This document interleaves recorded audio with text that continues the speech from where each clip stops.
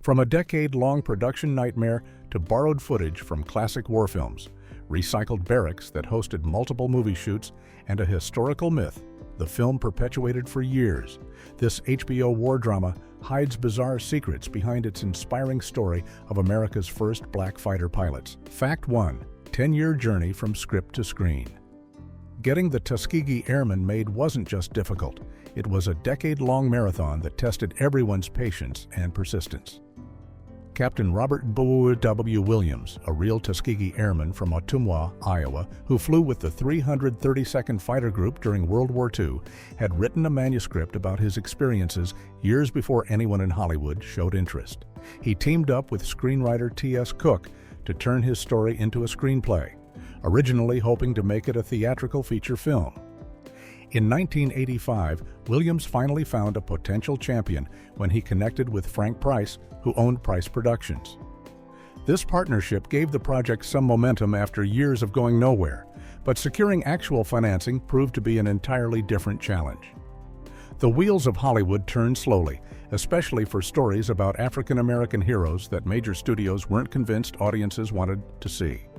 For nearly 10 years, Williams and Price shopped the project around, facing rejection after rejection and watching other war films get greenlit while their story sat in development limbo. It wasn't until the mid-90s, when HBO decided to invest a record-breaking budget into the production, that financing finally came through. By the time cameras rolled in 1995, a full decade had passed since Williams and Price first joined forces.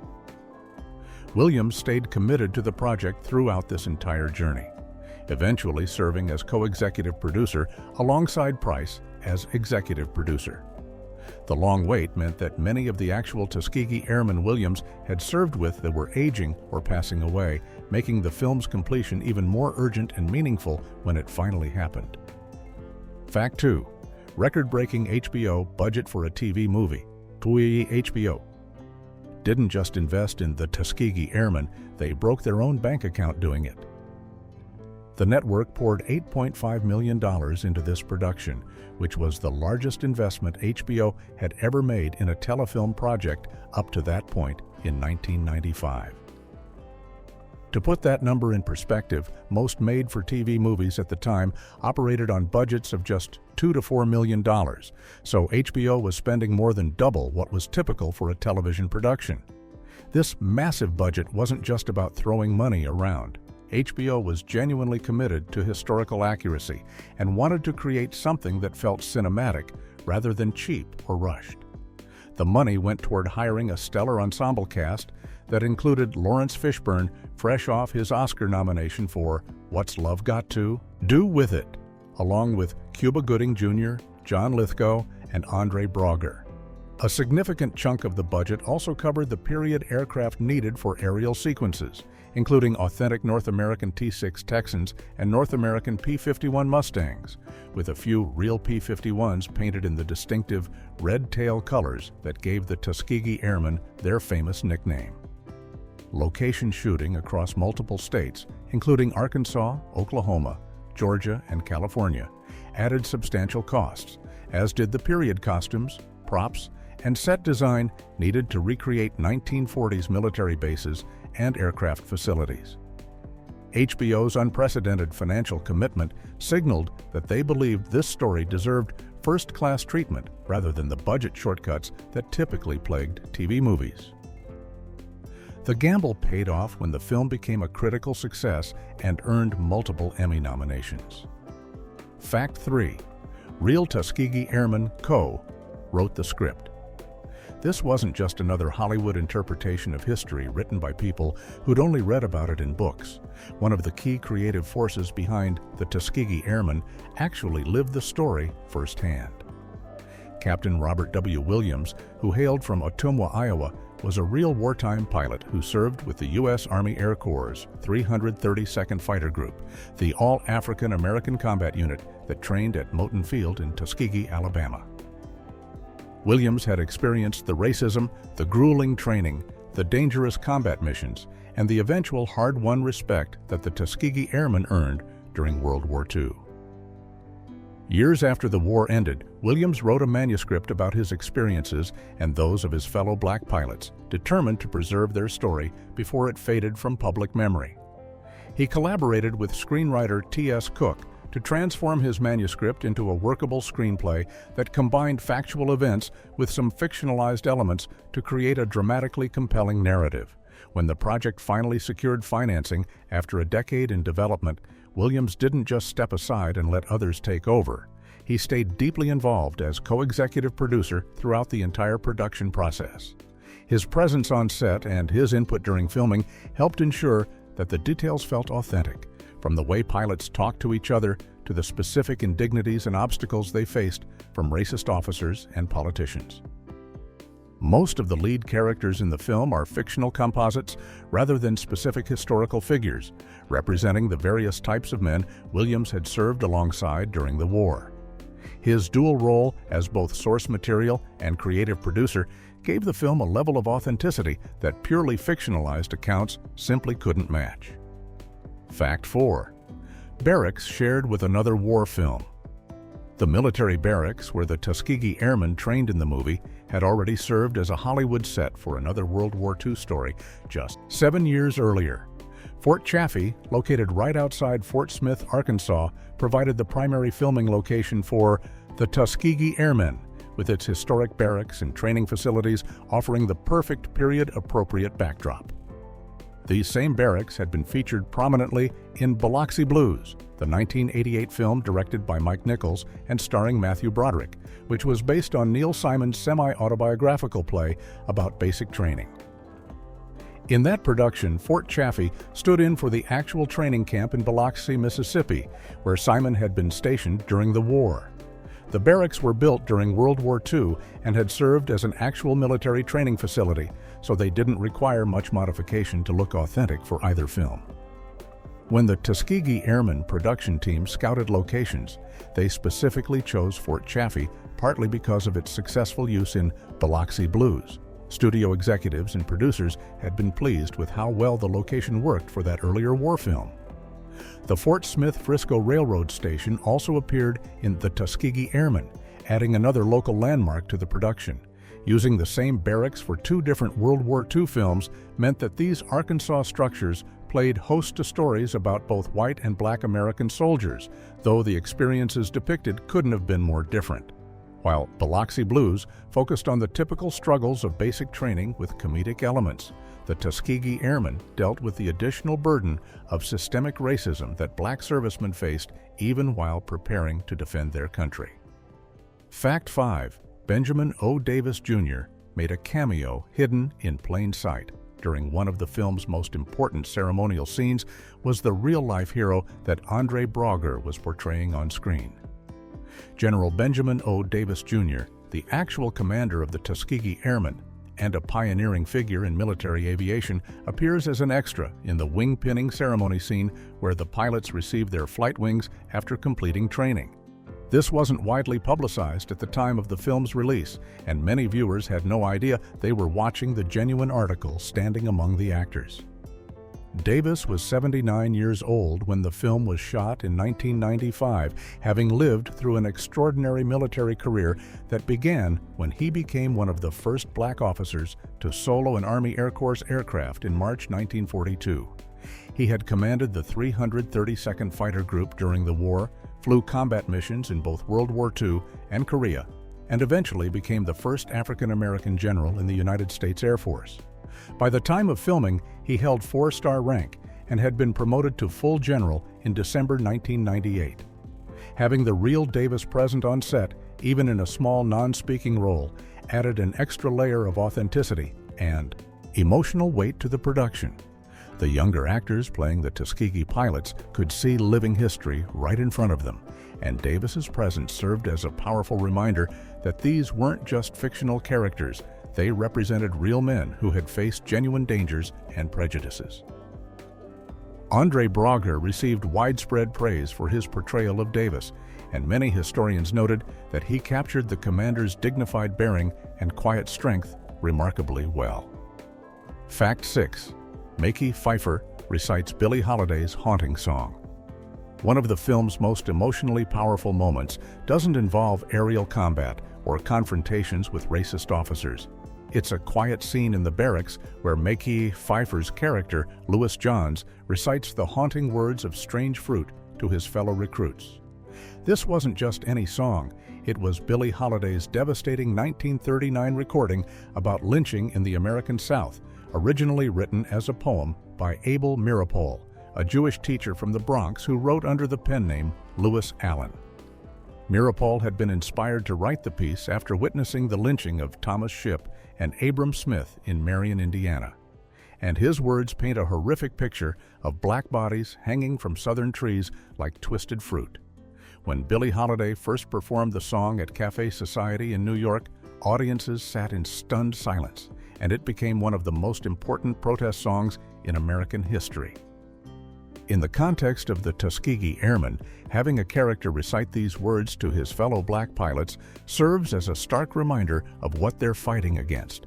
Not just the Nazis overseas, but the violent racism back home that treats them as less than human. The choice to have Phifer speak the words rather than sing them or play the recording makes the moment even more intimate and personal, as if Johns is sharing a truth that all the men in that barracks understand but rarely speak aloud.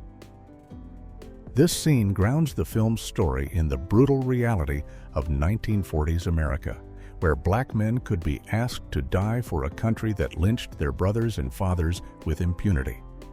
The juxtaposition of preparing to fight for American freedom while being denied basic human dignity and safety creates a painful irony that Strange Fruit captures perfectly. Fact 7. Borrowed footage from classic war movies. The spectacular aerial combat sequences that helped make the Tuskegee Airmen so visually engaging weren't entirely original. The production team borrowed footage from 2 classic war films to supplement their own flying scenes. Specific aerial sequences came from Memphis Belle, the 1990 film about B-17 bomber crews, and Battle of Britain, the 1969 epic about the Royal Air Force's defense against the German Luftwaffe. This practice of incorporating stock footage or clips from other films wasn't unusual for television movies, especially when budgets couldn't support filming extensive aerial combat from scratch. Authentic World War II aircraft were expensive to operate and extremely rare by the 1990s, and safely filming aerial combat sequences required specialized camera equipment, skilled pilots, and significant coordination. While the Tuskegee Airmen production did have access to some period aircraft including T-6 Texans and a few authentic P-51 Mustangs painted in the distinctive red tail colors, they couldn't afford to film all the aerial sequences they needed from scratch. The borrowed footage from Memphis Belle and Battle of Britain helped fill in gaps and create more dynamic combat scenes without requiring the production to spend additional millions on aerial cinematography. Some period gun camera films, actual combat footage shot from fighter aircraft during World War II, were also incorporated into the movie. The challenge for the editors was making sure these borrowed sequences matched the rest of the film's aesthetic and didn't look jarringly different from the footage they shot specifically for this production. Most viewers watching on television wouldn't have noticed the difference or recognized the recycled material, especially since the borrowed clips were carefully integrated into the overall narrative flow. Fact 8. Cardboard aircraft trickery from Memphis Belle. The filmmakers didn't just borrow footage from Memphis Belle, they also stole one of that film's cleverest production tricks to make their airfields look more impressive than they actually were. Instead of renting or acquiring dozens of expensive period aircraft to populate the background of airfield scenes, the production team used flat cutout silhouettes of planes to create the illusion of a fully stocked military base. These weren't elaborate three-dimensional props. They were essentially life-sized cardboard or plywood cutouts painted to look like aircraft when viewed from certain angles. The technique had worked brilliantly in Memphis Belle, and the Tuskegee Airmen production designers recognized it as a cost-effective solution to a common problem in period war films. Military airfields during World War II would have been crowded with dozens or even hundreds of aircraft parked in various locations, but recreating that visual density was financially impossible for most productions. By strategically placing these flat silhouettes in the background and middle distance of shots, especially in wide establishing shots of the airfield, the filmmakers could suggest a much larger operation than they actually had on set. The camera angles and distances were carefully planned so viewers wouldn't notice that some of the planes were two-dimensional, and the trick worked surprisingly well on screen. This kind of practical effect was common in pre-digital Hollywood, when computer-generated imagery wasn't yet sophisticated enough to add convincing aircraft in post-production. The cutout technique was cheaper than CGI would have been in 1995 anyway, and it gave the production a practical, tangible solution that worked within their budget constraints. Modern audiences watching the film might not even realize that some of those background aircraft are flat props rather than the real thing. Fact 9. Local EMTs and firefighters as extras. When filming moved to Davis Field in Muskogee, Oklahoma, the production got an unexpected boost from the local community. Real emergency responders stepped in to fill the background. Emergency medical technicians and firefighters from the Muskogee area served as extras during the Oklahoma portion of the shoot, bringing an authentic military bearing to scenes that required uniformed personnel. These weren't professional actors or even people with previous on-camera experience. They were working first responders who volunteered or were recruited to help fill out crowd scenes and background action. Using local emergency personnel as extras was a practical solution that benefited everyone involved. The production got background actors who naturally understood discipline, uniforms, and how to follow directions, while the EMTs and firefighters got the experience of being part of a major Hollywood production. Their real-world experience with emergency procedures and their comfort wearing uniforms and working in structured environments meant they didn't need extensive coaching on how to move or behave like military personnel. The production also likely appreciated the cost savings, since hiring dozens of professional extras for multiple days of shooting would have strained the budget. For the Muskogee emergency responders, this was probably a memorable break from their usual duties, a chance to be part of a film telling an important story about American heroes while still contributing their natural skills and presence. The Oklahoma filming locations, including Davis Field, provided crucial aviation settings for the movie, and having local community members involved helped build goodwill and support for the production during its time in the state. Fact 10. Cuba Gooding Jr. returned for Red Tails. Cuba Gooding Jr.'s connection to the Tuskegee Airmen story didn't end when HBO's film wrapped. He returned to this piece of history 17 years later in a very different production. In 2012, George Lucas released Red Tails, a theatrical film about the same legendary fighter group, and Gooding was cast in a supporting role as Major Emmanuel Stantz. This made him one of the few actors to appear in two separate major productions about the Tuskegee Airmen, though he played completely different characters in each film.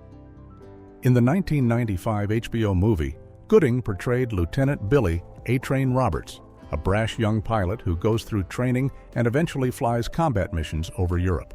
By the time Red Tails came around, Gooding had won an Academy Award for Jerry Maguire and become a much bigger star, which is reflected in his more senior officer role in the Lucasfilm. The two productions took very different approaches to the same historical material. The HBO version focused heavily on the racism and political obstacles the airmen faced during training and deployment, while Red Tails emphasized the aerial combat action and was criticized by some for downplaying the racial themes. Gooding's involvement in both projects demonstrated his sustained interest in this story and his commitment to helping preserve the Tuskegee Airmen's legacy on screen. The fact that Hollywood made two major films about the same historical unit within 17 years shows how the first film helped bring this story into mainstream awareness, paving the way for bigger-budget theatrical treatments. Terrence Howard also appeared in Red Tails after previously playing a Tuskegee pilot in the 2002 film Heart's War, making him another actor drawn back to this material multiple times. Fact 11. Nat King Cole's battle cry cameo, one of the film's most authentic touches, comes from a musical catchphrase that real Tuskegee Airmen actually used during World War II. The movie features the call and response line, "Straighten up and fly right," which was derived from Nat King Cole's 1944 top 40 hit song, Straighten Up and Fly Right, performed by the King Cole Trio. In the film, one character says, "Straighten up," and another responds with, "and fly right," recreating what became an actual motto among the 332nd Fighter Group during the war. The song itself was based on a black folk tale that Cole's father, a Baptist minister, had used as the theme for one of his sermons, a story about a buzzard who takes animals for rides and then throws them off to eat them until a clever monkey wraps his tail around the buzzard's neck and survives by refusing to let go. The song's message about staying alert and not being fooled resonated deeply with the Tuskegee Airmen, who were constantly having to prove themselves while navigating both enemy fire overseas and racism at home. They adopted the phrase as a way of reminding each other to stay sharp and maintain their discipline, knowing that any mistake would be used as evidence that black pilots weren't capable of handling complex aircraft. The fact that this catchphrase came from a hit song by a black artist made it even more meaningful. It was a piece of their own culture that they could carry into combat. Including this detail in the film showed the production team's commitment to capturing authentic elements of the Tuskegee Airmen's experience. Not just the big dramatic moments, but also the small cultural touchstones that defined their daily lives. Fact 12. The film perpetuated a historical myth. One of the most dramatic claims that the Tuskegee Airmen makes in its closing moments turns out to be historically inaccurate, and the film helped spread a persistent myth for years. The movie's ending states that the 332nd Fighter Group never lost a single bomber to enemy fighters during their escort missions, a claim that sounds incredibly impressive but isn't actually true.